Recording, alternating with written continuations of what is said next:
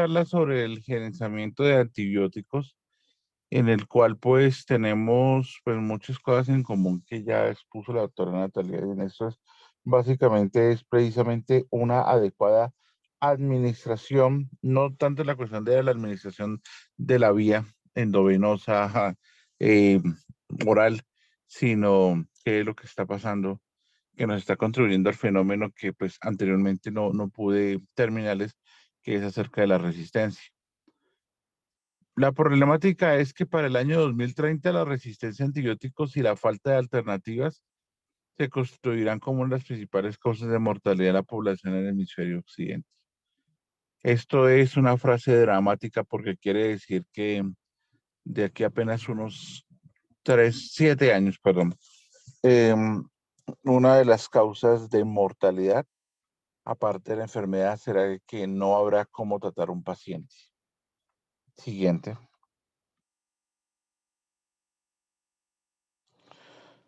En algunos países en vías de desarrollo, siquiera existe una política nacional para el uso racional de antibióticos, por lo que ha generado una crisis de sistema sanitario en tiempos post pandemia. ¿Qué pasó? Después, como no sé si me alcanzaron a escuchar en la charla anterior, hemos tenido el inconveniente de que como se utilizaron antibióticos de manera tan indiscriminada durante la pandemia, pues se ha generado una crisis en muchos países del orbe y de la región debido a que nos desabastecimos. Y actualmente tenemos una crisis de desabastecimiento de antibióticos. Sumado a esto, por ejemplo, los conflictos a nivel geopolítico, como la actual guerra en Rusia, en el cual Rusia pues era productor de materias primas para los antibióticos, también ha generado ese tipo de crisis. Entonces tenemos dos problemáticas grandes. En la primera diapositiva, la resistencia y actualmente el problema relacionado con el desabastecimiento. Siguiente,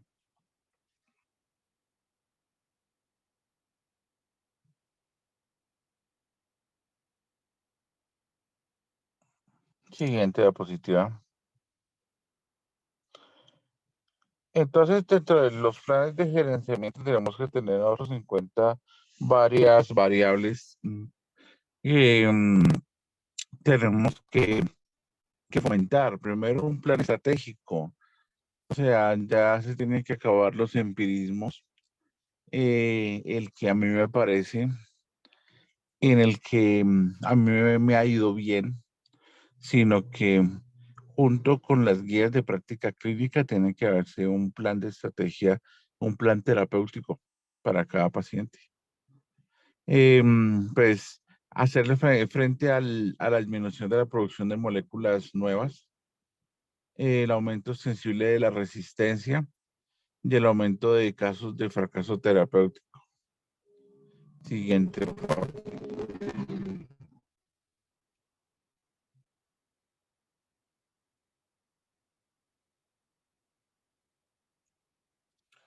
¿Cuáles son los fundamentos de gerenciamiento? El primero, pues que haya un adecuado control de infecciones, o sea, no solamente que hagamos papeles muy bonitos y que hagamos escritos muy bonitos acerca de cómo gerenciar si verdaderamente no hay una aplicación en la práctica. El segundo, disminuir los reservorios de resistencia. Entonces, los reservorios de resistencia es que tenemos nosotros que tener medidas contundentes para poder evaluar qué antibiótico nos sirve, qué antibiótico no nos sirve y poder generar como unas cuarentenas para esos antibióticos. Tercero, mejorar la aproximación diagnóstica, como decía anteriormente, y como también algunos puntos que nombró la doctora, pues es que nosotros estemos guiados es en la parte, en la parte clínica, en la parte de antibióticos racional, y que haya un mérito diagnóstico para el uso de un antibiótico. Las estrategias educativas óptimas y buscar las redes de medición y comparación. ¿Qué tenemos en Colombia? En Colombia tenemos un inconveniente, es el enorme subregistro Nosotros no tenemos en todos los departamentos un verdadero registro de resistencias. No sabemos exactamente cuánto son los porcentajes de aumentos de antibióticos. No tenemos un marcado de cuánto transcribimos de antibióticos en cuestión de un mes, en un semestre, en un año, y tampoco están demarcadas las vigencias. Entonces, esto hace parte del, del además de que no solamente puede quedar algo como muy macro, sino también tiene que ser algo que pueda extrapolarse a algo. Pues ya nosotros como institución, cómo nos estamos nosotros comportando. En verdad estamos nosotros trabajando de manera adecuada. Nos hemos puesto nos hemos tenido a estudiar el comportamiento, si en ciertos periodos hay aumento ostensible del uso de antibióticos, eso hace parte del gerenciamiento. ¿Cuáles son motivaciones del gerenciamiento? Entonces, también, pues que tenemos que hacer una presión de infecciones efectivas, disminuir las infecciones asociadas al cuidado y por lo tanto, y como fin único, pues disminuir el aumento de la mortalidad, especialmente por gram negativos. Las bacterias gram negativas son las que nos están matando actualmente, porque son las que presentan mayores niveles de resistencia. ¿Por qué? Porque las bacterias no son unos microorganismos de una sola familia, sino han aprendido a hacerse adaptaciones. Y como les decía, si me alcanzaron a escuchar en la charla anterior, fueron los primeros microorganismos que se desarrollaron en la Tierra y serán los últimos en extinguirse por los mecanismos de adaptabilidad eh, que tienen los microorganismos. Siguiente, por favor.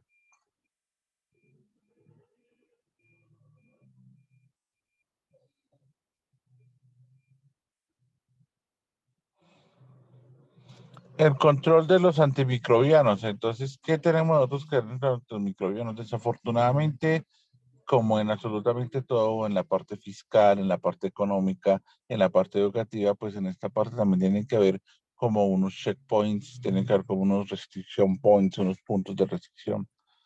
Entonces, hacer una auditoría de cómo se está comportando cómo está comportando nuestra conducta como prescriptores. Hacer esa retroalimentación, y esa retroalimentación es una alimentación que tiene que tener una periodicidad, y la periodicidad tiene que ser lo más puntual y que no abarque largos periodos de tiempo, porque desafortunadamente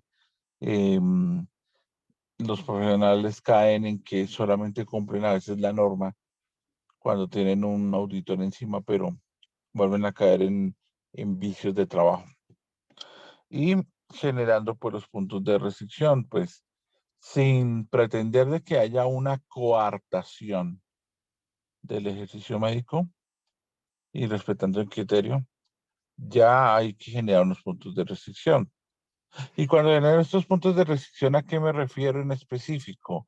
Me refiero, por ejemplo, que si no hay una guía antibiótico que fundamente el uso de determinado antimicrobiano, pues no se permita y se llame la atención de eso.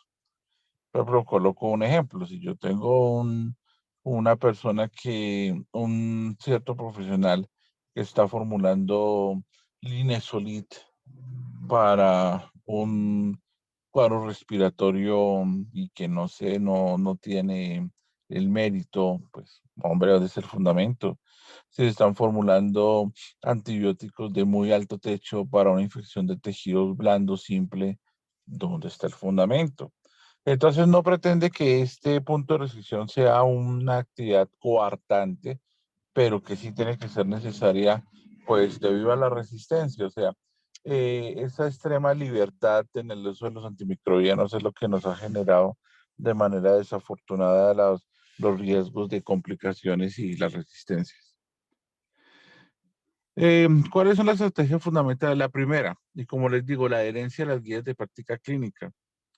No solamente para la parte de la resistencia, sino para la parte legal, el fundamento legal que defienda a un profesional y que defiende o que lo perjudica, y lo mismo a una institución es esa adherencia.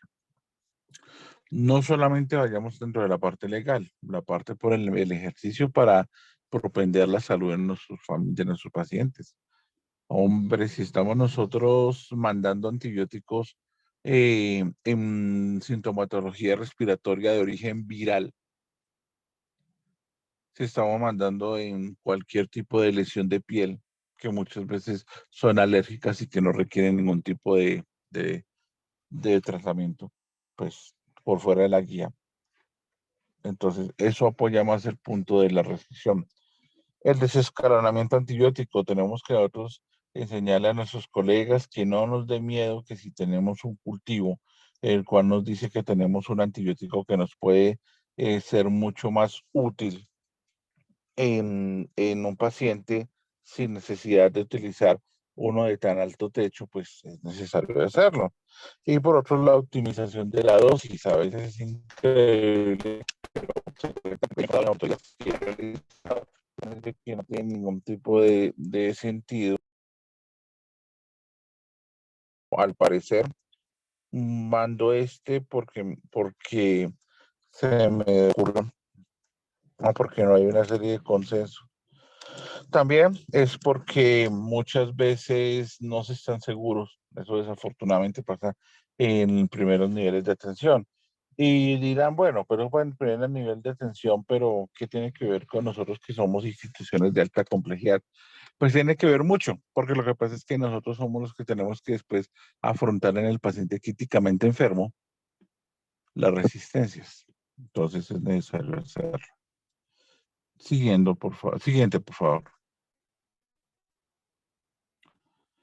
La Asociación Americana de Enfermedades Infecciosas hizo una evaluación de cumplimiento de sus guías de gerenciamiento de antibióticos por medio de una encuesta electrónica a 53 médicos académicos y se encontró que el 23% de instituciones no tenía ningún programa antibiótico en curso, y siendo un país del primer mundo. Los equipos conformados para ellos solo tenían microbiólogos en 39% de los casos, quiere decir que no tenían una relación estrecha con laboratorio. Nosotros tenemos más que nunca, ahorita con toda la resistencia, tenemos que apoyarnos en la laboratorio. Tenemos que acabar el empirismo. Tampoco tenían epidemiólogos, no tenían soporte financiero. Solamente habían unas órdenes estandarizadas el 30%. El 55% tenía autorización de un infectólogo para la formulación y solamente el 15% se consideró que tenía las guías. Si esto pasa en países como Estados Unidos o como Europa, que quizás el panorama no sea tan diferente, pues no queremos imaginarnos qué puede estar pasando en países del tercer mundo en la cual no hay una política reguladora tan estricta como en los países del hemisferio norte. Siguiente, por favor.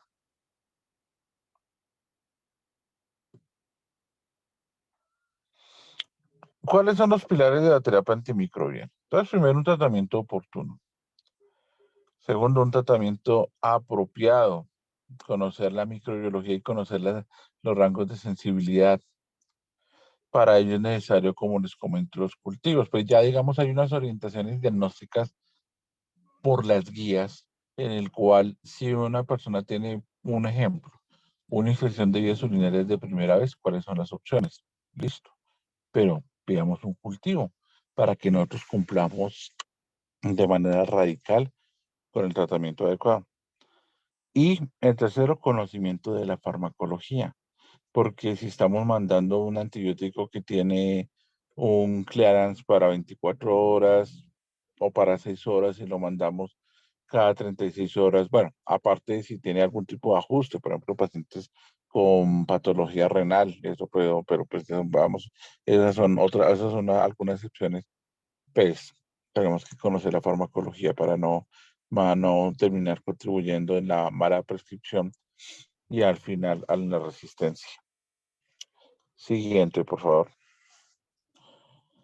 Estrategias universales. La semiología de la patología infecciosa, determinar el antibiótico más adecuado de acuerdo al contexto clínico, adherirse a las guías de práctica adoptadas e implementadas, evitar las formulaciones por sospecha, confirmar las infecciones por medio de cultivos.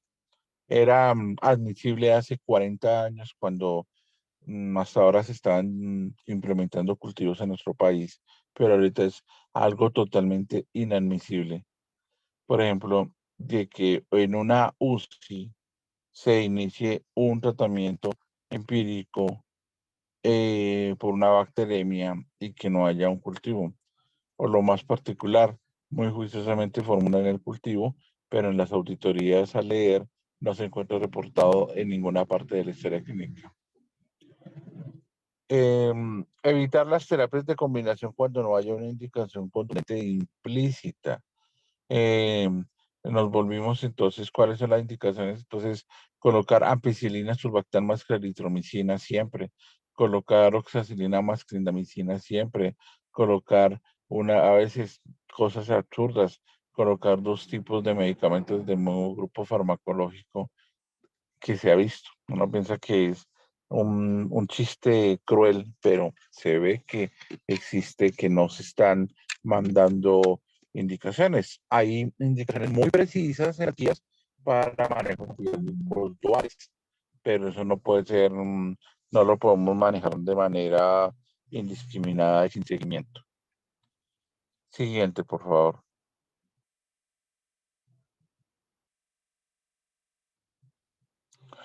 Y los cultivos, o sea, es importante y digamos que cuando se está en el proceso de estructuración del PROA, uno de los puntos es pues tener el compromiso por parte de los laboratorios para que nos contribuyen en dar informaciones precisas acerca de cultivos, resultados y poder generar un perfil epidemiológico.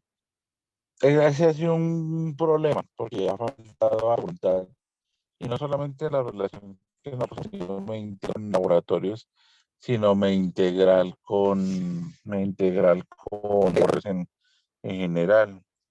Por eso es importante que nosotros fortalezcamos los procesos de los cultivos, de los antibióticos y todo. Y también es importante que se pidan las pruebas especiales. Las pruebas especiales no solamente es por cumplir un tratamiento, sino es para poder dar un tratamiento más óptimo. Siguiente. Bueno, pues esto era lo que yo quería pues comentarles básicamente de la parte de gerenciamiento.